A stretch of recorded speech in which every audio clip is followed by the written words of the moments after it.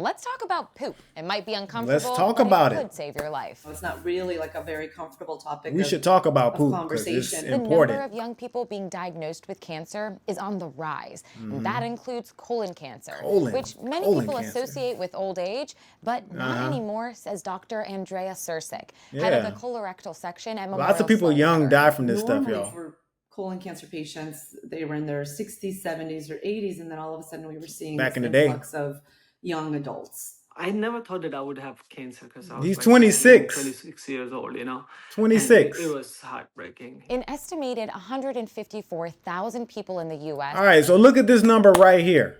According to the American Cancer Society, an estimated 154,000 will be diagnosed with colon cancer or rectal cancer in 2025. Now, here's the biggest kicker, right? We don't need to get into too technical, right? Because when you start watching these videos, they get too technical with the information. Let me just make it simple for y'all, okay? So, as we can see right here, okay, does animal protein increase colon cancer risk? So we're talking about if you eat stuff like meat, dairy, chicken, fish, burgers, all that kind of stuff.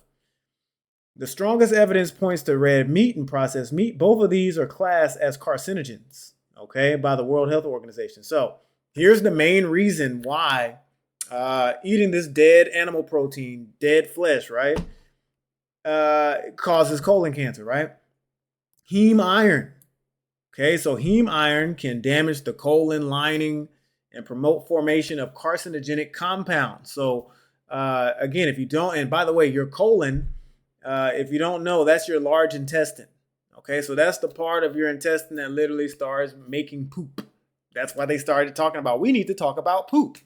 Okay, the other thing here is when you cook your meat, and if anybody eats chicken, fish, beef, pig, whatever you're eating, you gotta grill it. You fry it, you broil it, you bake it, you pan fry it, you put it on the barbecue grill, whatever.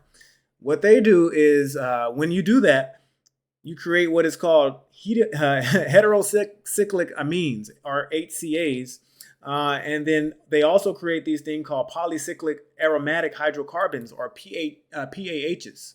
So these things are both known carcinogens that increase colon tumor formation in various studies, okay? The other thing, if you eat processed meat, so this is going to be like your sandwich meats, like your deli meats and things that you might get it freshly cut at the deli. Remember, if it's a dead animal, it's not fresh. It's not possible to be fresh, okay? Or we're talking hot dogs, packaged deli meats, bacon, sausages, all that kind of stuff. They have what is called N-nitroso compounds. And these things literally damage DNA in the colon cells. Okay, so now your colon is not even the same colon that you were born with because it's messing up the DNA. The next problem, gut microbiome changes, okay? Animal protein, now it says especially red meat. That's going to be your lamb. That's going to be your pig. That's going to be your cow. That's going to be your bison. That's going to be the red meat. It says especially, but we're talking about all animal protein. All right, it shifts the gut microbiome toward bacteria that produce inflammatory carcinogenic metabolites. Okay, so again, this is not complicated. We don't need to make this something that's more than it actually is. The point is, if you're eating more animal protein, you're going to increase your risk for colon cancer. And as we just saw in the video, this guy was 26. The guy right here, 26 years old. Case study and point. Stop eating all the flesh and all the dead protein and all that. Eat some more plants. Human diet coach. That's me.